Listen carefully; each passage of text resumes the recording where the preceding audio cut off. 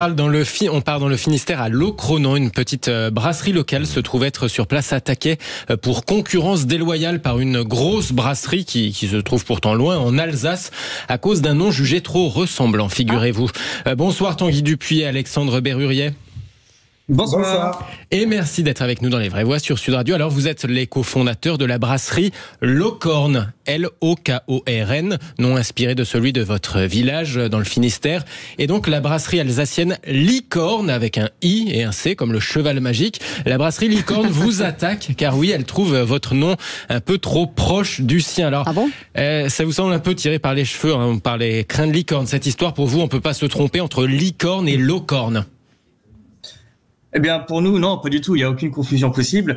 Déjà, d'un point de vue du logo, on nous compare avec un cheval mythologique, alors que nous sommes un cube avec des cornes qui représentent le granit de notre village, de Locronan, merveilleux village du Finistère Sud.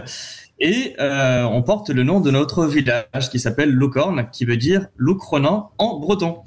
Et le problème, c'est que, bon, j'en souriais, mais en vrai, ça vous coûte cher en frais de justice, cette histoire, et ça a des conséquences.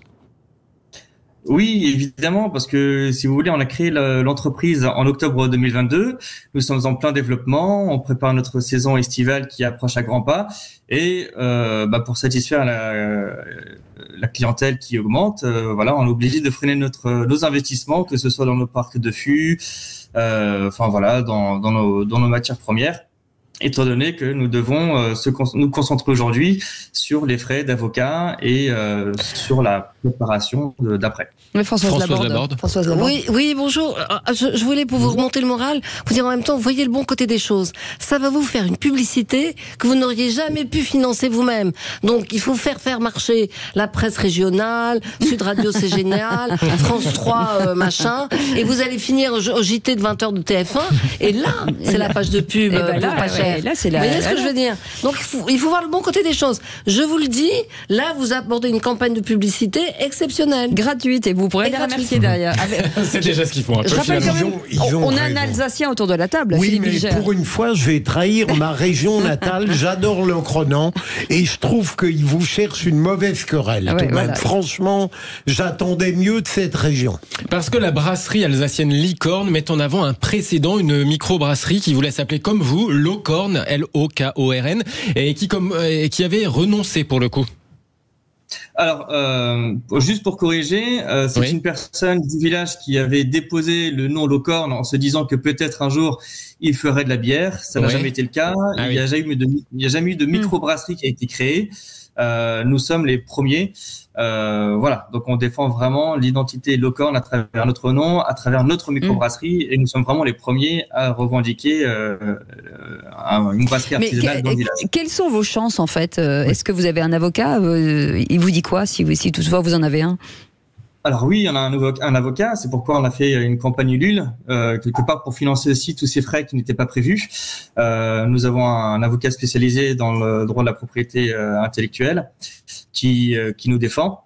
Et voilà, donc maintenant, c'est entre les mains des avocats.